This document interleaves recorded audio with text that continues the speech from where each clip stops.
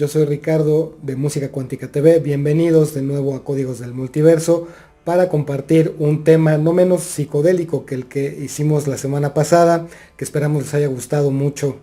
Y esta vez vamos a tocar algunos eventos y cosas muy particulares que ocurrieron en la historia de esta banda legendaria, famosos a más no poder, pero también sumamente creativos, no solo en el sentido musical, sino en todos los eventos que envolvieron sus historias, sus vivencias y sobre todo estas coincidencias o estos curiosos detalles que los hicieron ser quienes han sido. Y pues bueno, todavía dos de ellos siguen viajando por todo el mundo compartiendo su música y su creatividad, pero bueno, los que fueron en aquel entonces llamado el Cuarteto de Liverpool es de lo que vamos a hablar ahorita, y no es tanto una cuestión biográfica con muchas fechas y así, pero más bien es tocar como estos pequeños detalles o algunos de los muchos eventos curiosos que tuvieron en su historia como agrupación musical, como amigos, como personas y también como maestros del multiverso. Así es que vamos a empezar con algunos de estos detalles. Por ejemplo, una cosa que yo creo que es muy buena para comenzar es hablando de cómo surge el nombre de The Beatles. Al principio el nombre de la banda, cuando estaban ellos muy chavillos, que de hecho es el nombre que ellos hubieran querido conservar, era Johnny and the Moondogs, Johnny por John Lennon. Posteriormente a un nombre provisional que fue The Quarrymen, que era el nombre de la escuela donde estudiaron. Ellos tenían algunas influencias o algunos gustos musicales como el de la banda The Buddy Holly and the Crickets. Y Crickets, como sabemos, significa grillos en inglés. Y a ellos les pareció una idea muy simpática y muy agradable utilizar el nombre de un insecto para nombrar a un grupo, y de ahí tomaron la idea de ponerse The Silver Beatles al principio, y muy pronto John cuenta que tuvo un sueño en donde aparecía un hombrecito en un pastel que le decía que debía cambiar una de las letras E de Beatles por A, y que además esto le daba la connotación de beat, que está relacionado a las propiedades del sonido o de las frecuencias, como beat de música,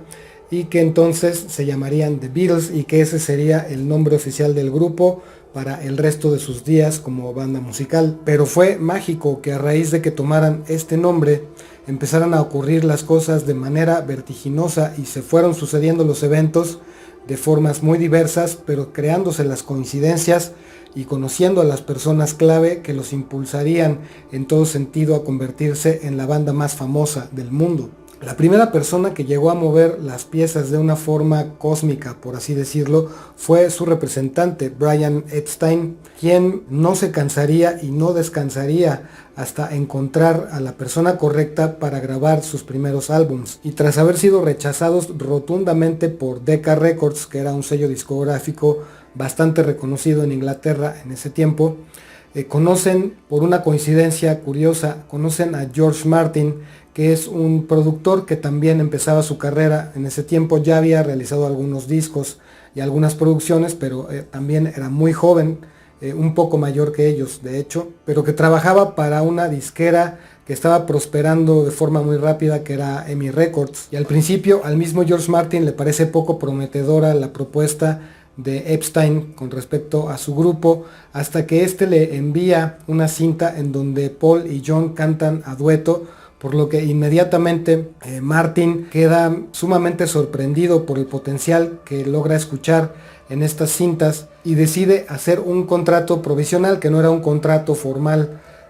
como tal con ellos, pero sin haberlos conocido. No conocía para nada a ninguno de los músicos, ni había escuchado en vivo sus ejecuciones en ningún escenario ni en ningún otro lado. En ese tiempo EMI pagaba un penique por copia vendida a sus artistas y no tenía grandes consideraciones hacia las nuevas propuestas, y sobre todo de grupos cuya música estaba en dudoso valor artístico. Entonces así, entre muchos nervios y escepticismo, los Beatles audicionan para George Martin en junio del 62 en los estudios de Abbey Road, siendo esta primera audición un completo desastre en cuestiones de sonido, en cuestiones interpretativas, pues estaban muy nerviosos de lo que estaba ocurriendo, y pues eso desanima mucho a George Martin. Entonces desiste de firmar el contrato con ellos, y antes de despedirlos del estudio, ya iban saliendo ellos muy tristes y todo, les pregunta oigan, ¿y qué fue lo que no les gustó? Y George Harrison le responde, pues para empezar tu corbata. Eso se convierte en un chiste muy curioso y llegan Paul y John a seguir con esta dinámica cómica, queriendo, pues ya no tenían nada que perder, entonces en una serie de ingeniosos chistes rompen el hielo realmente con Martin, y en ese momento él decide firmar con ellos porque reconoce un poderoso ingenio y simpatía en ellos para desempeñar una tarea como la que estaban por empezar. Y así la segunda pieza clave en la historia del éxito de los Beatles entra en acción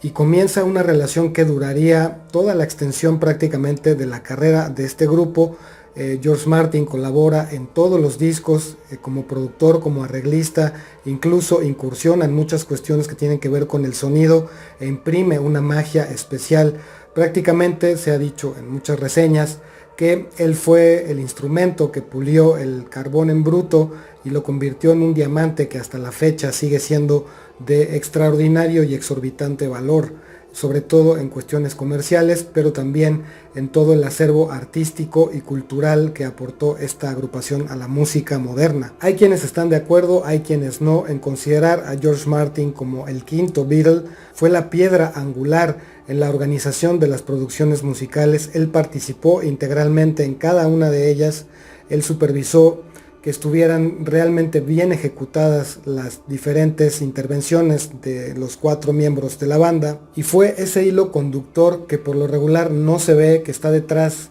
o como se dice, tras bambalinas, que pulió el estilo y le dio ese sello tan característico a los Beatles. Por supuesto, el pastel nunca hubiese sido el mismo si hubiese faltado alguno de los ingredientes. Eso incluye también a la diseñadora que cambió la imagen del grupo, de estos 4 chicos parecidos más a Elvis Presley y que de hecho cantaban más como Elvis Presley porque lo admiraban,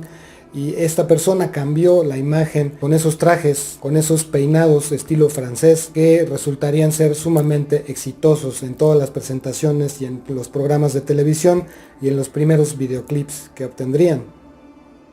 Otro evento curioso es que los mandan a arreglarse los dientes con un dentista que al final de la sesión les da en el café LSD, y se cuenta que a partir de ese evento empiezan a tener ideas extraordinarias y geniales, y vienen muchas cosas en cuestiones musicales de exploración, tanto musical como del sonido, y diferentes cosas letrísticas, algunas completamente incomprensibles, y se dice que fue el parteaguas que determinó una etapa creativa en la carrera de los Beatles.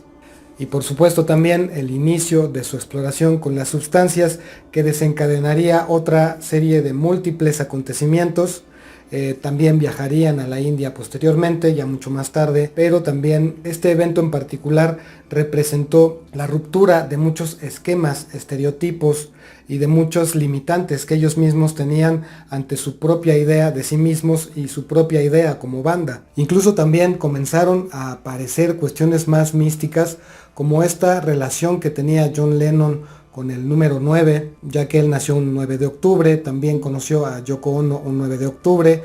su hijo también nació un 9 de octubre, el segundo hijo nació un 9 de octubre, y el número 9 se repetiría en muchas fechas, eventos y cuestiones en las que estaba envuelto el grupo también, en algunas fechas de los integrantes de la misma Yoko Ono. A raíz de esto surge la composición de un tema que John llamó número 9 Dream, o Number 9 Dream, que se coloca curiosamente en el 9º lugar de las listas de popularidad en Estados Unidos. Lo mismo se han contado coincidencias muy curiosas en la creación del último álbum, que es el Abbey Road, que de todos los discos fue el que más trabajo les costó, sobre todo a John y a Paul, ya que este trabajo es su entrega más humana, en donde se combinan todas las emociones que puede una persona sentir por sí misma y por el mundo y por los demás. No es raro que hubo muchos eventos que impidieron grabaciones, tuvieron que repetir y repetir muchas tomas, no tanto así las canciones de George y de Ringo, sino que había cosas que ocurrían que simplemente no cuadraban, que no quedaban, y se vieron forzados a hacer que quedaran. Muy difícil y un suplicio prácticamente terminar el disco y terminar la relación del grupo, pero que a final de cuentas era una liberación para ellos también realizar este álbum. Les voy a contar unos eventos muy curiosos, como por ejemplo que en Rusia estaba totalmente vetada y prohibida su música, pero para poderla escuchar inventaron un sistema a través de escáneres de rayos X, en donde se imprimían los sonidos o la música de alguna forma, y de ese modo la podían escuchar sin que fueran discos de vinil. Entonces a este experimento o descubrimiento le llamaron la música de los huesos, y de este modo la bitlemanía fue creada en Rusia y no pudieron impedir por ningún medio que su música fuera escuchada por millones de rusos. Otro dato curioso fue que en 1960 todo ese año estuvieron viviendo detrás de la pantalla de un cine en Alemania y se aseaban en los baños del cine, que eran sumamente precarios y sucios y estaban muy mal. Y se cuenta que también por la inconformidad que sentían, quemaron un condón, un preservativo, ahí en la recámara en donde estaban viviendo, o en este lugar que era detrás del escenario del cine en donde estaban durmiendo, y ese evento originó que los deportaran a todos de Alemania. Poco tiempo después, según la leyenda, y esto volviendo a los personajes claves en su historia, una chica de 15 años llamada Marsha Albert en Washington, Estados Unidos, llama por teléfono a una radio local y les pregunta por qué no existe música como la de los Beatles en Norteamérica, a lo que el DJ de la estación pone por primera vez en Estados Unidos esta canción de I Wanna Hold Your Hand. De ahí se pasan a otras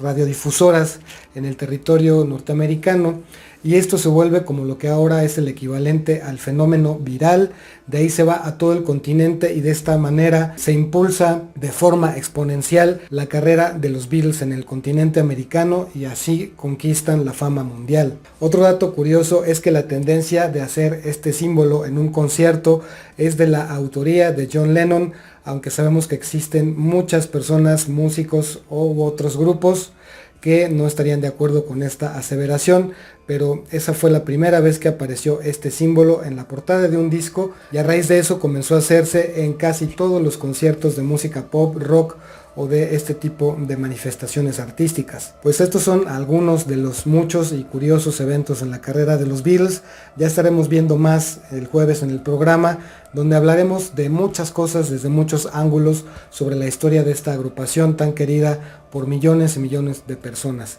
Entonces nos vemos el jueves, un abrazo y un saludo.